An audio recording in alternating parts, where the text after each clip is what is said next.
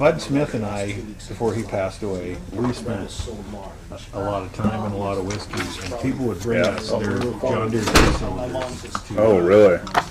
Oh yeah. You kidding? I haven't worked on one for a long time. Yeah. Yeah, they're I used to have a G. a lot different now. I'll tell you that. Okay, ladies and gentlemen, welcome to the Planning and Zoning Commission for Tuesday, November 7th, 2023. We do have an established quorum this evening. And moving down to item number 2, entertain a motion to approve minutes for October 17th. Mr. Chair, Billy, I'd like to make a motion to approve meeting minutes for October 17th. first I have a second. Second. Second by Scott. All in favor? All right. Aye. Any opposed? Hearing none.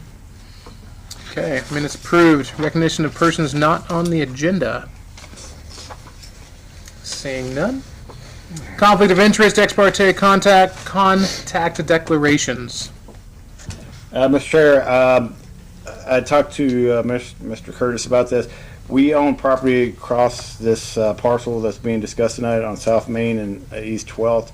I don't think it's going to have an issue with my decision because we talked about another property similar to this earlier this spring.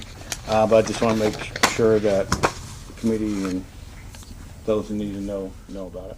Okay. Is there anything else? Is there Mr. anything Schroeder? else, Jeff, that he needs to speak out about? Nope. Okay. Anybody else? Okay, moving on. No. Down to why we're here this evening, public hearing and action. We have an action item for the annexation of Sherilyn Hammond and Sean Allen, a request to annex and zone to R4 2 parcels of land totaling 3.53 acres, located on South 10th East Street between Southwest Quaker Drive and Southwest Paiute Street. Mr. Chris?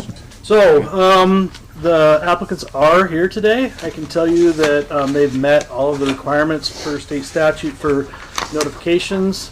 They do plan to do a over 55-year-old planned unit development tied with this annexation.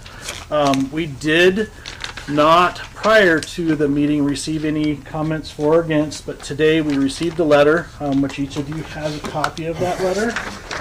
The highlights, because I know it's long, so the highlights on this, the person that wrote it in is Louise Valland, and she is curious where the water will come from for this project. She would like to know what will using the current well on site do to her well. She has concerns about traffic impact in the area, and she has concerns about whether or not her property will be encroached upon, specifically whether or not her shrubs will have to be removed along the road into it. But you do have the whole letter there. Okay. Mr. Schroeder? Yeah, I think introducing this maybe during the hearing part, but I believe it's Vallard, V-A-L-L-A-R-D. Okay. Just for the records. Okay, perfect. Thank you. But other than that, the applicants are here. Okay, Commission, just so you know, this first one is only to annex and zone to R4. We could kill two birds with one stone and have you come up and do the whole spiel, or we can just talk about this one right now and figure out if you want to do the annexation, which, Commission, it's up to you. I think they're going to run concurrently, so. Okay, so we do need to open up the public hearing. So, anybody want to speak to the annexation and the annexation only of this property from zone to R4? Sorry. Anyway, the proposed zoning, so Yes. the annexation of the zoning. Yep. Okay, seeing none, we'll go ahead and close the hearing on that one then. And again, this is just for the annexing and zoning to R4. Commissioner, any questions? It's pretty straightforward if you ask me. Agreed. Okay, if you have no questions or comments, I entertain a motion. Mr. Chair, Billy? I'd like to make a motion to annex Sheriff Hammond and Sean Allen to request annex zone R4 2 parcels of land totaling 3.5 acres located on South 10th East Street between Southwest Quaker and Southwest Paiute, PZ-2368. Okay, have a second? Second. Travis, we'll start with you. Aye. Billy? Aye. Scott? Aye. Aye from me as well. Motion passes. Okay, this moves us down to our next item, which is the planned unit development for this property from Again, Sherilyn Hammond and Sean Allen. A request to rezone the 3.53 acre located on South 10th East Street between Southwest Quaker Drive and Southwest Paiute Street to Axtell Subdivision, LLC R4 PUD. Mr. Chris. So, Mr. Chairman, these did run concurrent. They did do all their required postings per state statute. They are in the room, as I said earlier today. Their intentions are 47 dwelling units, and like I said, it's going to be a 55-year up planned community. Okay, perfect. I'll invite you to come on forward. Good evening. I'm Sean Allen. Nice to meet you, gentlemen. Sean. So what we're going to do out there, what we'd like to do out there, is do 29 single-family dwellings and 9 duplex dwellings. We'll also have a clubhouse, and I think you guys have seen the. Do you have the plat map? We do. I have it. Okay. Yeah, so we'll actually do a clubhouse back here next to the water retention area, which will have pickleball courts.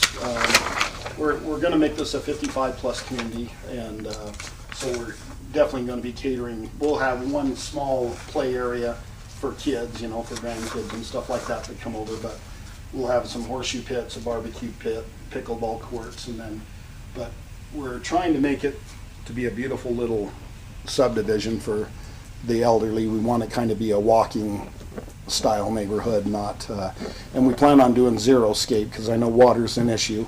I do own 220 water rights in the Snake River Aquifer that are 1892. They're the 4th oldest in the state, and I've owned those for over 25 years. But we will, like I said, we did a project similar to this in Twin Falls apartment complex, and we did zero scape there. So we brought in some really beautiful decorative rock. We did bushes and trees that are drought resistant that you'd find in the desert, but it turned out really beautiful. We was talking maybe using the wells that are located out there for the green space areas, because we use definitely more water out of those right now just for the 5 rentals that are out there than what those would actually take, because with the houses being on city water and sewer, those wells could be used just strictly for the watering system. And but we understand, I mean, water table, we're in the desert, and so we want to make it as drought resistant as possible, or, you know, without using water for the resources. There will be 4 HOA lots, including the clubhouse. We'll have the mailbox down at the clubhouse so people can pull in. We did extra parking in the water retention area, and then we'll have the mailbox down there for the residents, and we've put sidewalks all throughout, so we picture everybody kind of walking to the mailbox, or maybe even little golf carts or something like that to get around. But we just want to make it a community, not a you know, rental place where people come and go, and we want people that want to be there long term. And so we have a similar project out in Kimberly that you know, most of our tenants have been out there over 6 years now since we did all the small houses out there, and they come, they stay, and they're there for good, and that's what we like. But I mean, we keep our rents, like I have 2-bedroom, 1-bath out there for $700 a month, which you can't find in Kimberly and Twin Falls, and so I'd much rather have great renters for long term than people moving in and out at the end of every year. So, any questions that I can answer for you?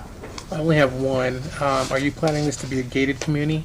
We haven't decided if we're going to put a gate in or not. I actually bought some gates at Ritchie Brothers auction. They had these really cool gates, and I thought, well, I'll put a couple of mules on there and for opening and closing. So we haven't actually made that decision at all. What I didn't want to do is, if we did it, we'd have to bring the gates in, so we didn't have any backup on 10th Street. We'd have to have enough room for people to get in and open the gate, and especially delivery drivers and things like that. But that was kind of our first thoughts on it, was put a gated community so the elderly people felt more safe, and we've done that before. I did Journey's End Golf Course over in Shelley. That was my golf course there. We developed that. We did a full commercial water system through the DEQ, and the whole entire infrastructure, and then we built 64 custom homes on a 9-hole golf course there. And if you Google that, you can see we have a great homeowners association. So that place is now 20 years old, it's 18 years old, and it's still gorgeous. Our roads are maintained, our water system's maintained, and the covenants that we've put in for the HOA, everybody will have to pay into it. It keeps a minimum amount that the president will, oversee, and we'll let the people elect, because I don't have time to do that. But that money's to take care of the roads, the sidewalks, the green spaces, the clubhouse, and then the HOA fees come down as the coffers get so much money into them. Like when we started the Journeys End Golf Course, it was $100 a month. After a year, it went down to 50, and then after another year, it went down to 25, and it's maintained at 25, and we keep 30,000 in that account at all times for the water system and things like that. And I believe that they looked up Journeys End, and it works well if you have a good HOA that manages the money well. And because what we don't want it is in 15 years down the road, I don't want it to look like a hole out there, for that lack of better term. Okay. Can I answer any questions, gentlemen? I have one. Do you want to start now, or do you want to wait We until can public? Yeah, it's up to you.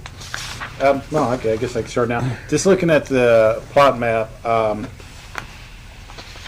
the very end at the top, that's gated right there. So there's only one way in. Are there any for fire truck access? If that's blocked, say that the entry is blocked for whatever reason, there's fire on the far end, how would they get access? So I to know, like with the other one we did, you have to have a code for the firemen to open, and I believe they have their own set of rules. At my apartment complexes, we had to put in a special box for the firemen, and then they just access that box and they can open up any. I guess what my question is, where Curtis got that right there is not, that's going to be, there's no entry right there, right? This is an entry. That is an Oh, entry. okay. I thought that was a fence there. Okay, my No, bad. it's a two entry. It's Two a entries, full. two Okay, I didn't.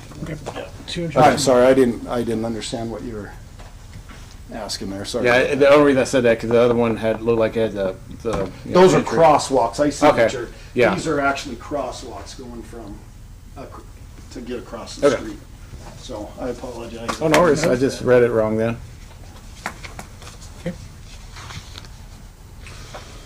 Open it on up. All right, so good. I'll go ahead and have you kick back. Thanks so much. Thank you, gentlemen. All right, we'll open up for public hearing for the planned unit development. Commissioners, Misty Pierce. Thank you, William. I want to say for asking my one question about two entries. I just would like to know if there's any way you guys could possibly ask the owners or whoever's managing that to remind those people, because I'm adding a more density to that area.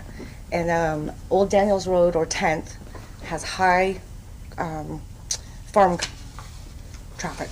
So in an older community, I'm not saying that all of them know how to drive, but sometimes we don't always are vigilant and look both ways.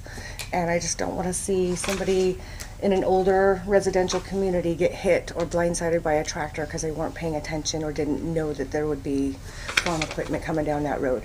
And some of those tractors take up the entire width of the road, so I just don't want to see an accident happen. So that was my only concern, because it is more density than what is used to being over in that area. Okay. So thank you. Thank you. Anybody else? Okay. Seeing none, I'll go ahead and close the public hearing on that one. You're welcome. And if you'd like to talk about Oh, you got that one. Commission. Say bring it back up. Yep, absolutely. Come on. I may have jumped over it, but I have a few questions. One was about the shrubs. I'm going to cover Miss Ballard's questions real quick. I'm not sure where these shrubs are located. Some of this is a little cryptic to me. But she was concerned about her shrubs being cut. I think she might be in the property So Right if I there. can show Okay. you, she's right on this edge. Right So do you guys plan to fence the whole way around the property? We did. Okay, so there plans to be like a 6-foot privacy fence? Yes. Like chain link cedar type thing? Probably a vinyl. Vinyl? Yeah. Okay. Probably a All right. vinyl seems to last So the a lot shrubs longer. probably wouldn't be an issue then? Yeah, Because, no, I mean, we you're don't not plan on- out of sight, out of mind type Yeah, thing? we Okay. don't plan on touching. All right. Does this require a traffic impact study It does not. because of how low it Yep, is? it does not.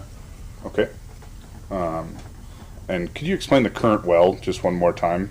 Yeah, Just in there's case actually Ms. Bell's 2 listening. wells on the property. Okay.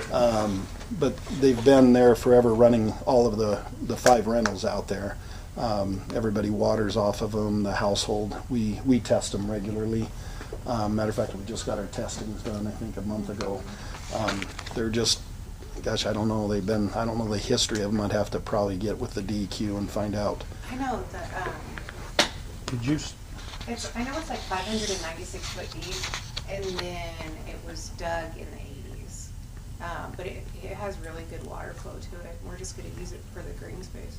could you come up and state your name for the record? Oh, yeah. Just so we. I'm sorry, That's Sherilyn Hammond. It's my cousin Sherilyn, so Okay, thank Yeah. you. she's the bossy one, so I Right there. For a transcribable record, when there's a Yeah. voice coming, we need the person who will transcribe it to know whose voice it is. That's the Okay. only reason we said that. Thanks, Joe.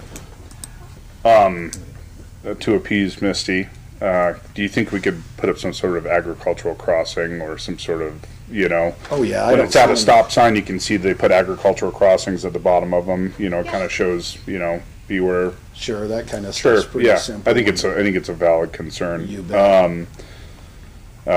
I guess I'm more of just a comment, if that's okay after Mm-hmm. that. I think it's fantastic. If you do what you think you're gonna do, I think we need to do more for the elderly, to be honest with you. So I don't think we do enough. That's my personal opinion. From what I see, it looks like you dotted all your i's and crossed all your t's, so it looks awesome. Thank you. Yeah, we're excited about it. My sister actually she's gonna run the property out there, run the clubhouse, and she's in her 60s. And Yeah, that's and awesome. So we're gonna try to make it just activities at the clubhouse for them on 3 nights a week, and she'll run those. And Yeah, so if you guys that's want to really lose cool. your money to bingo, come on out. But we want They're to, ruthless. I know how they play. Yeah, I know. so. Commission, anything else? Nothing for me. I think what they've asked in the PUD isn't unacceptable compared to what we've done in the past. Agreed. So I think it's well within range, and especially for the cause that it's being pushed forth, I can't see a problem with it. Yep. In that lieu, I'd like to make a motion. Okay. I'd like to make a motion to approve the planned unit development to allow the modification of underlining R4 zoning to 2 parcels totaling 3.53 acres located on South 10th East Street between Southwest Quaker Drive and Southwest Paiute to Axel Subdivision R4 PUD. You have a question? Do we need to put the caveat about the water shares that we did in previous motions? That'll be on the findings of fact. Okay, all right, that's, sorry. Does that mean you want to second this? Yeah, I'll second it. Okay, then what's the second? That's the only thing. I was Scott, we'll start with you. thinking Billy? Aye. Travis? Aye. Aye for me as well. The motion passes. Thank you so much. I would second Travis. We're looking forward to seeing that. Can I get your gentleman's names? I apologize. Sure. This is Travis Eichner. Travis? Billy Roder. Billy? Topher Wallert. What was it? Topher Wallert. Topher? Nice to meet Scott Harjo. you. Scott. Jeff Schroeder. Jeff Schroeder, the guy who gets hurt on steps. I'm gonna. Can't hold that over his head. Thank you, gentlemen. Thank you again. Commission, down here on the end, we see that we have an applicant that has failed to meet the signing post requirements. We are going to be tabling that until future meetings. I have a question about that if I can, please. I'd like to understand what the procedure from this point forward, now that they've failed to post, what do they have to do as far as reapplication? Yeah, so I don't think it's tabling the issue as much as it is they need to coordinate with the city staff. So it's not tabled, they don't have to redo the whole application fee, sorry to cut in between, so they don't have to redo the whole thing? They just have to restart the notice procedure, including Okay. publication in the paper and all of it. Yeah, Notice to all Yeah, the but entities. yeah. But notice, because notice failed, and this was the date that they were supposed to do it, they have whatever date they can get, they have to make adequate notice, including posting. And Okay. I can tell you that since this failure, they have resubmitted the sign posting application. The site is currently posted and is posted in so that it can come to the 21st. They did resend all of the notifications, mail notifications to public entities and to the property owners surrounding. And I have the affidavit for that, and the newspaper posting has been republished. It published the 1st and the 8th. So they have met all the requirements to come to this commission on the 21st of November. 21st. As of today, they've met them all. And I won't be here, by the way, just so Okay. you know. So maybe Paul will, but Travis, that answer your question? Yeah, that one will be an interesting one. That's why I asked. So it'd be nice to have legal counsel if we can force. Be nice that to if have we legal have counsel. But I definitely think that that's going to be needed. I'll be So. on an airplane to Spokane, Washington, so Okay. All right, any other questions on that? Does that mean, Scott actually did make a good question. Do we need to make a motion on this one? no. They never We met don't the need a motion to requirements, table. Okay. Yeah, it's No. not properly before you. Oh, okay. Well, there you go. Fair enough. And we will just continue moving down our agenda, which takes us straight down to our discussion for the review of the city ordinances. Who did their homework? I did some. Okay. I did none, but I would love to put my 2 cents. Pat Benatar's song comes to mind. Hit me with your best shot. All right, so I believe last time we had a conversation, we talked about priorities. Priority 1 is going to be the land use chart. We would like to get this all taken care of by the end of December. So that means everything that involves land use charts, definitions, or the lack thereof. Even focusing on Ordinance 975, which was brought up last meeting. So, with that being said, I'm going to open it up to Travis. You weren't here when we started this, No. so I would love to hear what you got to say. Honestly, I'd rather hear you guys. I'll be honest with you, I didn't do any of it. I've been taking schools and other zones. Yeah, I'd love to hear what you guys have to say. I think some of the definitions could be a little bit better, but as far as like what section, you're gonna have to table me until I can take a better look. Okay, no worries. Scott, I know you did some homework. What you got? First, do we need to make a motion to suspend Robert's rules? No, I'll just suspend Robert's rule right now. Thank you. Went through the land use chart a little bit this afternoon and throughout the week. It's been a little busy.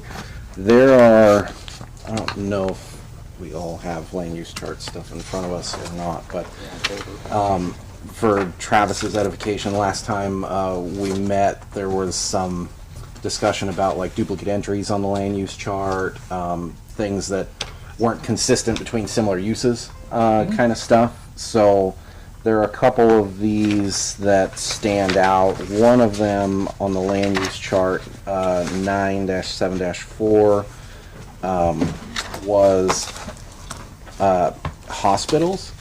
In every R zone, LO&R, C1, it's all conditional. C2 is blank. C3, C4 is permitted. I1 is conditional and I2 is blank. It seems like an interesting, especially in regard to C2, with facilities like Desert Sage popping up, in commercial corridors. Like, it seems an odd skip. Yeah, why wouldn't that just be considered permissible if the other two are already permissible? My wonder is based on the size and the That's what I was qualifications gonna say. of that. I think it's a size thing. Right. I think this is. I think if you're gonna, because this isn't just clinics, this is everything in between as far as medical. I mean, putting a hospital in, jamming it in a tiny, even residential in general, would be. It'd be horrible. I mean, to live next to that. I used to live in Twin Falls, and I used to live in the apartments that are adjacent from them, and it's adjacent from the fire department. I can tell you that it is a jarring thing to hear that in the middle of the night. So I guess, sirens and such, I can see that it making it in front of here as far as nuisances is probably best. And we do have a clinic medical clinic. Okay, there is a There's a section. clinic and medical clinic for, Yes. that's conditioned for R3 and R4 and permissible all the way up to C4, and then it's conditioned for I1. And that's just my 2 cents. Take it for whatever it's worth, but I think at least seeing it probably isn't going to waste of our time. I don't think. Yeah, no. When I look at that, I look at where St. Luke's is currently. I mean, that is, what zone is that?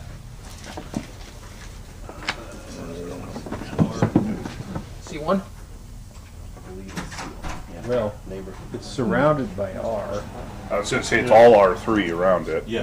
And then the actual zone itself is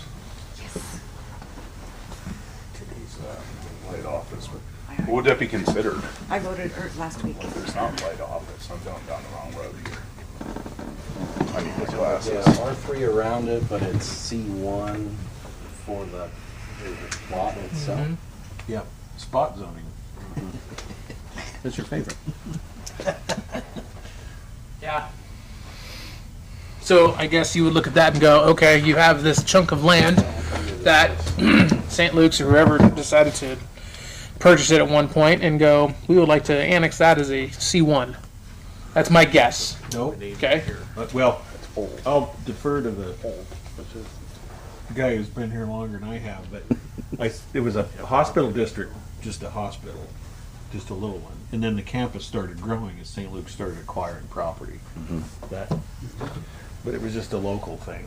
Oh, okay. And then around it, what happened too, is a lot of the houses, kind of like the courthouse started doing with the houses around its campus, right? So then you got, Rector had a chiropractor's office, and there's some houses on 6 that have been taken over by medical applications. So, anyway, that's how that. I think what happened when they adopted the zoning code was after that was a hospital. Gotcha. My guess. So when they then zone mapped that, Yep. they just went, oh, we're going to make that a C1, and everything around is going to be an R3. Yep. Got you. So, Okay. so we'll say we make it permissible, okay? We'll just say from this point forward, this time next year it's permissible. Does that stop them from building a parking garage directly next to it if it's for the hospital? Or is that something that would be separate from the hospital zone? So, Well, it depends, because it's attached. so there's that use is a hospital, so all the Yeah. uses that are associated. So it can be with dissociated. would- That's would another be- reason. but, it's what level of intensity. The thing that I just thought of while you folks were talking about this is there are hospitals of different sizes, and so I don't know that the what was What's considered? Desert Sage considered. Is that a clinic or a hospital? No, it's considered a clinic. See, and it's And that's what I thought was when I told you the clinic and there was no section for it. I should have done my research, but there is a so section for it. you can, if you wish, to fine tune these definitions to get size increments. That would then correlate to the degree of scrutiny you put in the table, conditional versus permitted. Yeah. So if you're going to have a tiny clinic in a certain zone, you might want it permitted. If it's a giant one, you might want it conditional. You might want to further go in and talk about parking and all that. Yeah, because I'm thinking of the doctor's clinic right off of Air Base Road. Yeah. So you got the small little thing, but then we look at Desert Sage, and that's a clinic also. Which is, I mean, if we're just gonna have the 2 cents, it's in a good place. It is. Right, It is in a absolutely, good agreed, place. agreed. But like the only thing that I brought when Commissioner Harjo brought it up was parking. Angry I'd be if I had a parking garage directly next to my house. Right. Right. That'd suck. Right. Like, it would be terrible. So that's, and I'm not saying, hospitals in general, but I think coming in front of this body is probably pretty important. That's important to me. So Right, I think no, it's an absolutely. idea that we should at least be looking at. I also like the Very idea little. of considering the size, The size is Right. for sure. making sure that we're looking at. But what's the definition of a clinic and what's the definition of a Right, well, hospital? that's what I was gonna go Reading it right next, now. is it based on, I would assume long-term stay would probably be an entailment. Long-term stay and emergency would be the two. that right, come to use mind. is kind of, I think, almost as relevant as size. A And clinic that's the does spirit. not keep patients over, so a building, other than a hospital, used by one or more healthcare practitioners for the purpose of care, diagnosis, and treatment of sick, ailing, infirm, or injured patients, and those who are in need of medical attention. Patients are not kept overnight. That appears to be the major difference. For a clinic. long-term for stay. clinic. And hospital is Provides health services, inpatient and medical or surgical care, and may include outpatient. outpatient training, so it has training and staff. Interesting. So the biggest thing is the clinic just doesn't keep people overnight. Yeah. So you might want to adjust that definition. Right. Uh-huh. That seems like a use more than a size definition. I could.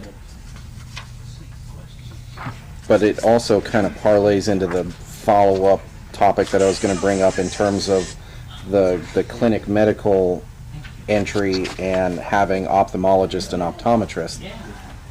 Under the same blanket. Like, kind of, they Would those be serve- considered? Those would be clinics. Right. Yeah. I think with ours too, because it was a hospital nursing home. So nursing home has its own. Oh, yes. Yeah, you're right. 'Cause there Yeah. is- The one that's, I think immediate and outpatient clinics should probably fall under the exact same thing. Right. Whether it be So that should be optometrist, clinics. yeah, foot doctor, Yeah. you know, Like whatever, physical whatever, therapist. should all fall into the same clinic. Yeah. Like, So a health clinic. and then hospitals should be completely different. Agreed. It's not the same animal. I totally agree. Agreed. Because you got to think if you're staying overnight, you're staying long term. That requires, you know, I keep swinging back to the vehicle parking, but you know, it's Well, you have health service facility as a definition. Also, For that is a definition. but is that and that doesn't fall under the nursing home. No, it falls because it would be, it's a, But it includes a general hospital, special hospital. Yep. What is that? It's a special hospital. does not include a general hospital. So, Well, it said it did, no. didn't it? For a health facility, including, but not limited to. Yep, sorry.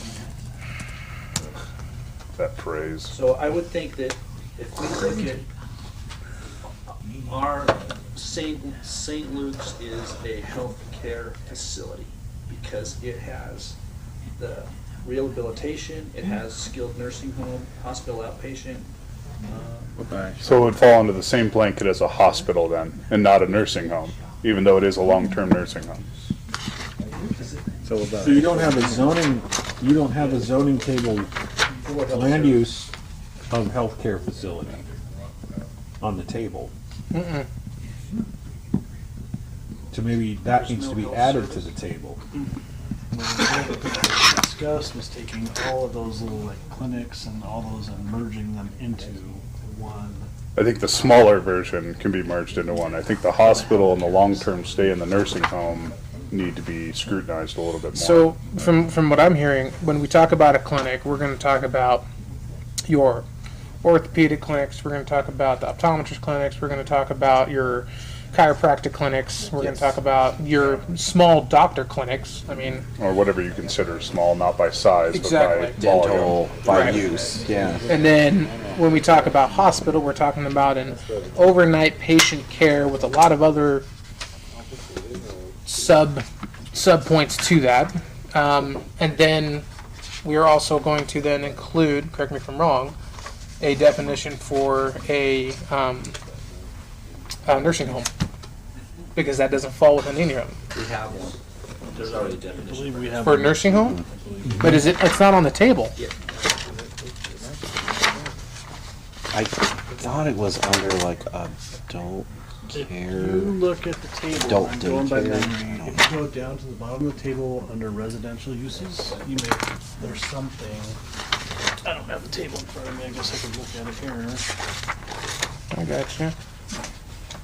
Yeah, there's something in Is there. Nursing home, retirement home, under residential's at the very bottom. Right, that's what I thought. So does that fall into the same categories of rehabilitation then? Because there's multiple points where you'll see a nursing home with rehabilitation. So is that a clinic or is that a hospital? I'm not trying to muddy the water. I'm just trying to No, understand. this is what I'm we trying need to to talk understand the about. definition of a hospital. I'm trying to understand the definition of a, well, now we're trying to understand the definition of an older healthcare rehabilitation and or long-term center. Yeah, I wonder if the primary use ought to be the consideration, because if like an elderly care center like that has rehabilitation service, but that's not their primary use. If if the primary use should be the consideration point But Curtis. versus if there's a standalone, joint rehab. This isn't enough. Have you seen this one on this list? West, according to the residential. Yeah. It's permissible in I-1. It's permissible in I, but Entity, though. it is If you look It at is the land use. The nursing home? conditional Yeah. in L1. I have a nursing home. That was nursing home? Yes. Yeah, It those. just doesn't make sense. Yeah. We Okay, all right, I just, So we went through and cleaned some of those up with, a couple years ago, some of those inconsistent ones with retail things in industrial and commercial zones. I think we spent, I can't remember who was here when we did that. You remember that? We did a lot of those. Before A me. whole bunch of them. That was when I was like first got on. Yep. So this is where you're at again, and there's a bunch, and as I said then, there's a bunch more to do. And so when you, those glaring inconsistencies, where you have like uses and you have mismatched C's and P's, Right. and, depending on how intensive the use is and how prone to conflict it is, you're better off from both an economic development and an economic productivity and frankly a liberty and property use standpoint. This is policy, but it's also legal in that the more permissible uses, because that's the point of zoning, things that are inherently not in conflict can just go forth and do that which you should do.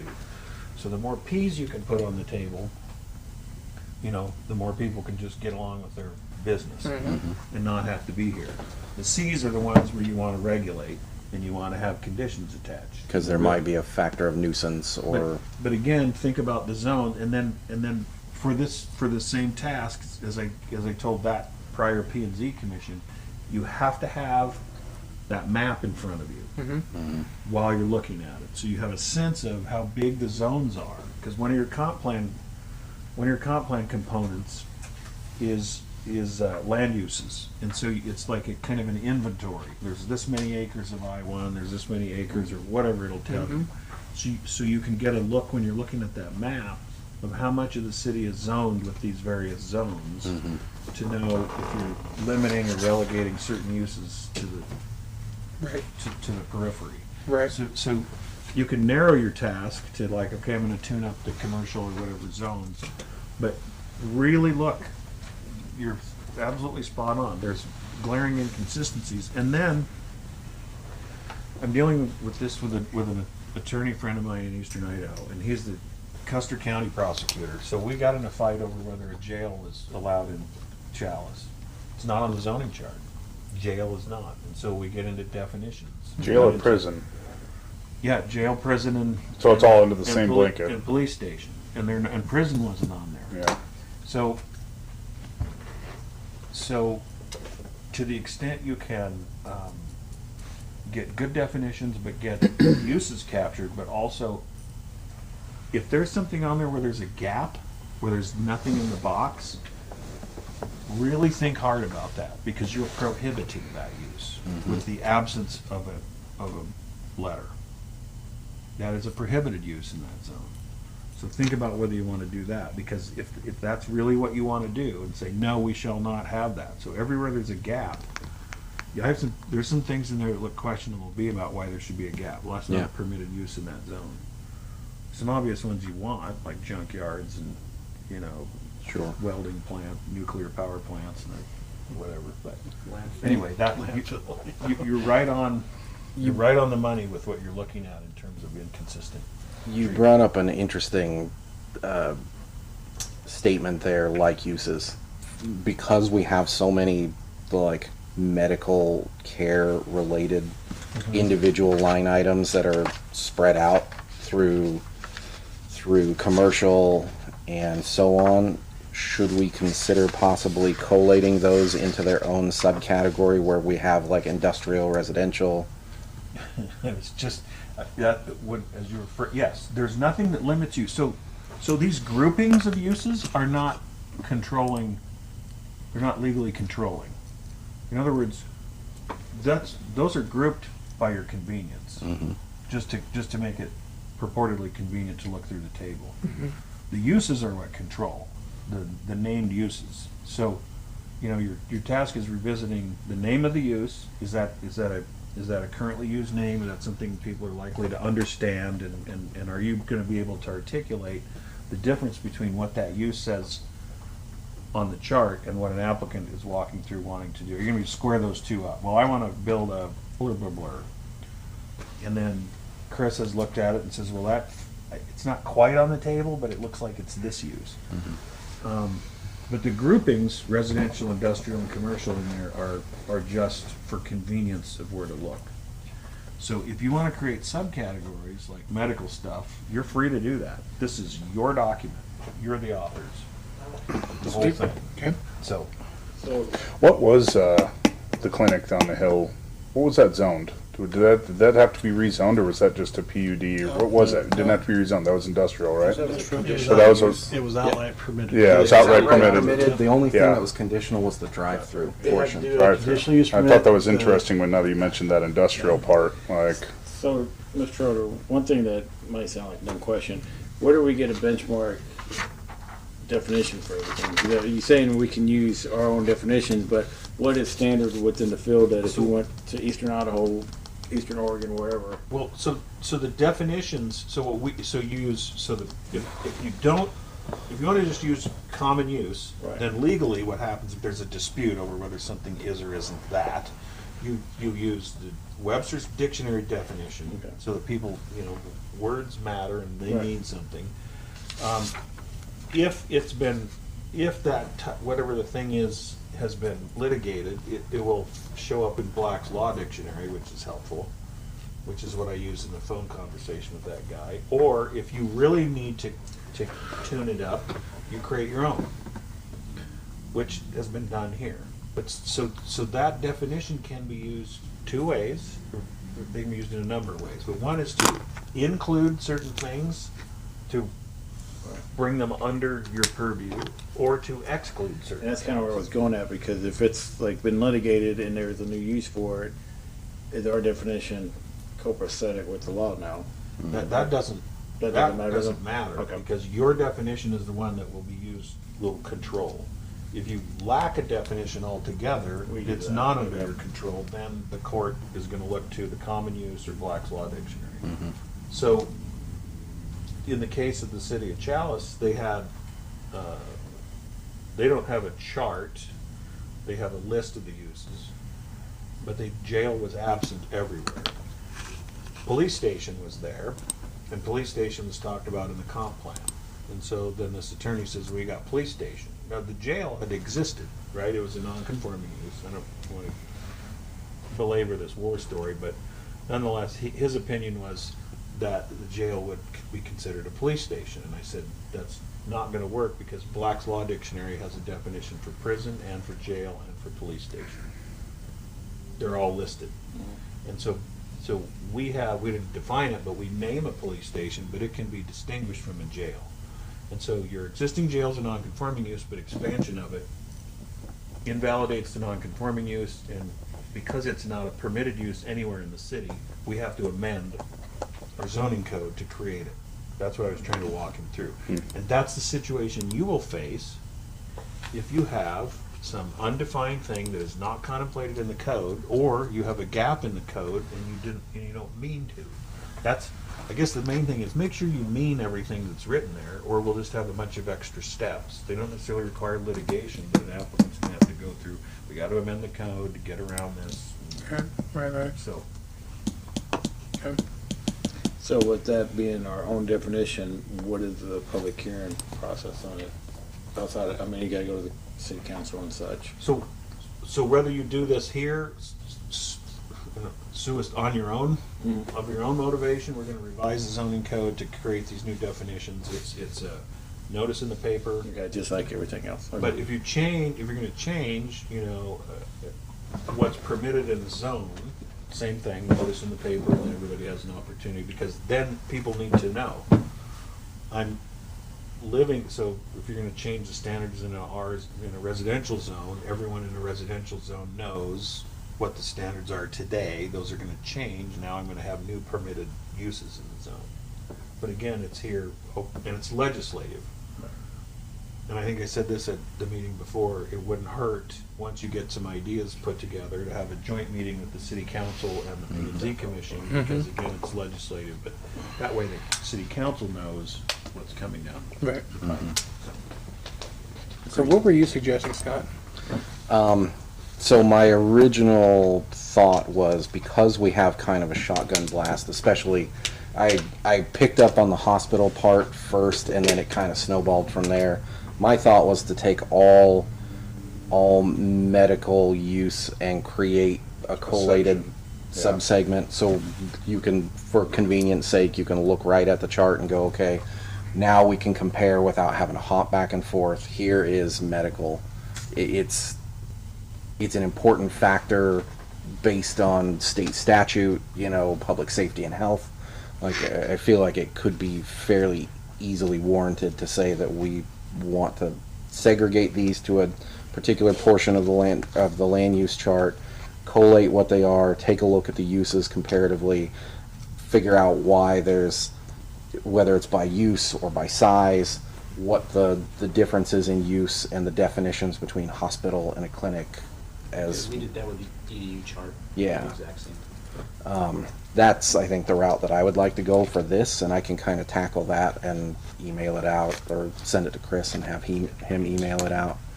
And I would say, not to jump in, but that would apply not only to medical type uses, but office uses. If you've got an attorney's office that's Right. next to Accounting an or what accountant, have you. Yeah, exactly. We can do the same exact drill and clean up the land use chart, make sure that the definitions are accurate and apply to what's in it, and I think we can definitely clean it up a lot. Can we get That'd be great. I think that's a good idea. I do.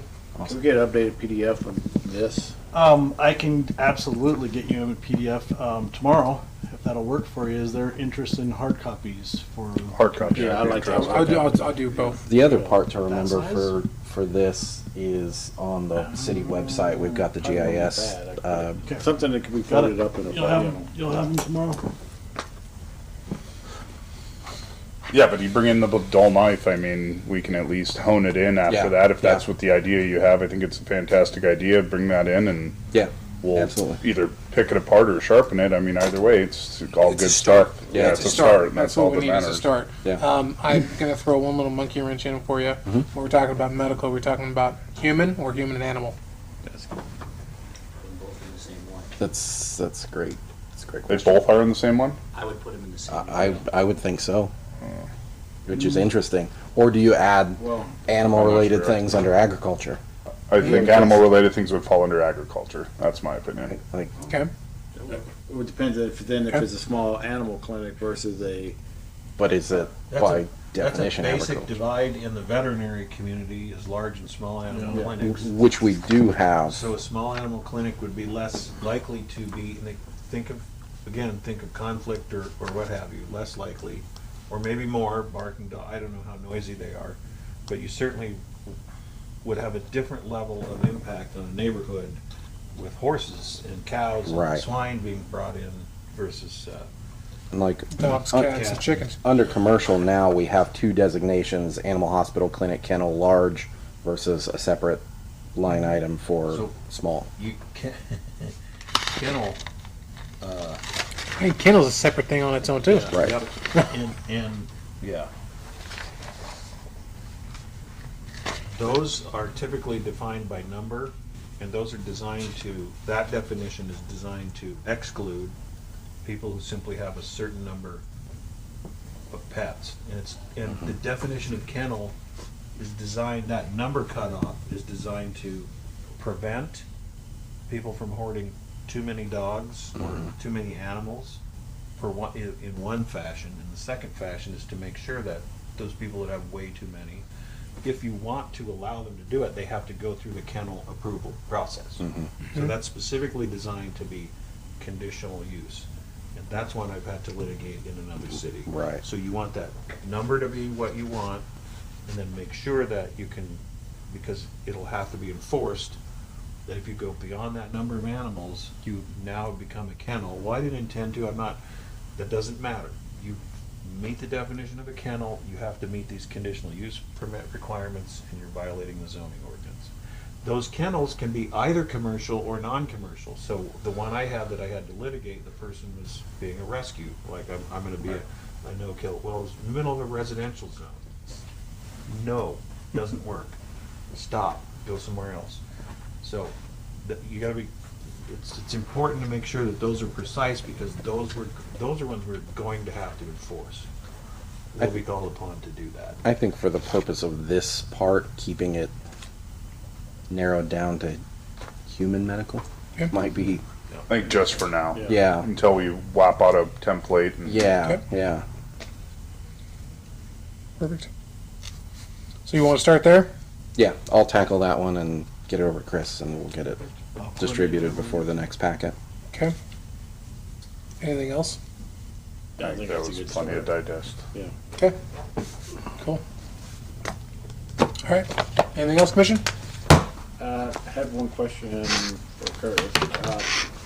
Just to make sure I'm aligned. So when we go through this, do we need to put the caveat on the water shares? Because I know in the past we mentioned that. Or I know Mr. Pretty said, Keedy, sorry. Is that part of this PUD agreement? The water shares are addressed in the findings of fact for PUDs. When you're talking water share, what are we talking? So Well, water like rights. Oh, EDUs. he'll have a water right. The EDUs, Yeah, he'll have a fee that's assessed when he goes through. but I guess what I'm getting at, so we'll say that, just use a number, say there's 100 EDUs, we only have, there's 88 left, and he needs 25, he can't build unless they're available. That's in the, that's. Yeah, it's, That is. I didn't know if it needs to be more It's explicit in in the. every in the- findings of fact. Yeah, it's Not kind of that boilerplate specifically now. in Okay. Every findings of fact. I thought you were talking about water rights for the land. No, I was thinking Okay. about that. Those are separate. You're If talking that's- about water availability, yeah. Right, So I didn't know if that's in something, there. So even though it's in the in the findings finding of of fact, fact, but it from a says- public point of view, if they don't hear that and there's a water, I'm just wondering for transparency on that. Because water is always the issue. Yeah, but you only get a permit if water is available, that is in there. here's a question for you two gentlemen. So When these types can we stop really quick? yes, sir. I just want to make, sorry, I want to make sure you get your answer. So the last thing on their conclusions is that all development regarding this application will be subject to the City of Mountain Home's ability to provide municipal water services. Okay. Every application that comes across the table has that exact verbiage in it. So, And I was thinking more of like when we approve it, like, make a motion, do we need to put that caveat in there for the public? Because they don't have that document in front of them. right, but it's there. Okay, just because I know water is always. Water is a very big deal. That's It's a really huge not- concern. I'm with you, but it's always addressed. So, yeah. Sorry, I didn't mean to stop. No, you're good. Where was I going to say? Oh, yes. The question when an applicant comes up that has individual water rights on their land. So in this case, and in similar applications, we've heard that people have wells on site that want to use those for for landscaping. Is it within the scope and purview of this body or within the scope and purview of the city to ask if they're interested in selling those water rights to the city? Certainly can. So a lot of times if it's something, if it's surface rights from irrigation, they run with it. So they would be, if it's annexed into the city, they would become, I think it's written that they become ours. They become the city's rights. Absolutely. That's what happened with the It's trailer a park. part of their annexation agreement. Okay. The city, in the agreement, it states that the city will become the owner of those. And there's some instances, the rail industrial park is one, where the landowner during the annexation agreement, he actually asked that the water rights be retained by him until the second phase, and that was approved by city council, but Right. they always are turned over. And it Right. depends on the water rights. So like, for example, the Meadows Trailer Park, they have a deep well on site. So part of theirs was that the city bought their water rights, and those offset some of their ADU costs. Awesome. That's where I was going to go with that. So if they have Okay, something. that's great. We've got precedent. That's awesome. We talked about that previously, didn't we? Yeah, I remember when we approved that, that was a conversation that was had. Questions? Anything else? Ladies and gentlemen, we are adjourned 6:24. Can I say something real quick before you guys all leave? The election's next week. I have a question. I know I missed the Can we public hold on hearing. because the One YouTube is second. still running? Okay. And I want to close the YouTube. Okay. I missed the public hearing, but this is really important for you guys to know. I'm sorry. Nope, you're fine. Give us 1 second.